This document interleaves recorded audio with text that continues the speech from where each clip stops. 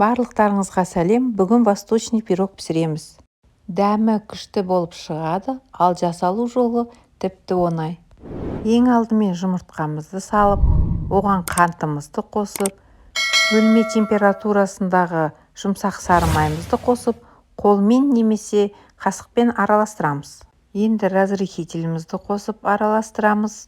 Ұнымызды қосып, жұмсақ қамыр илейміз. Осындай жұмсақ қамыр болып шығады. Дайын қамырымызды алып целлофановый мешочекқа салып, немесе мен сияқты пищевая пленкаға орап, холодильникке қоя тұрамыз. Енді салмасын дайындаймыз. Бүгін мен салмасына грек жаңғағы, мейіз және құрма қостым. Грек жаңғағы міндетті түрде, ал кептірілген жемісті өз қалауыңызша ауыстыруыңызға болады. Видеодағыдай барлығын сақтап турап дайындап аламыз.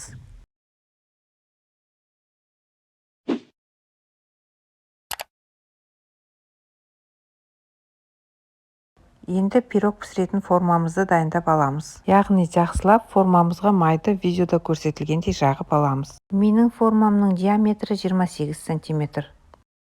26 сантиметрлік формаға пісірсек те жақсы болып шығады. Енді қамырымызды алып, видеода көрсетілгендей формамызға жаямыз. Қамырымыздың үстіне салмасын салып, тегістейміз. Салманың үстінен сгущенкамызды құйып, силиконовый лопатка немесе қасықпен тегістейміз. Енді пирогымызды 185 градус қызып тұрған пеште шамамен 25 минут пісіріп аламыз. Міне пирогымыз дайын, түрі өте әдемі, дәмі одан өткен керемет болып шығады. Барлықтарыңызға міндетті түрде жасауға кеңес беремін.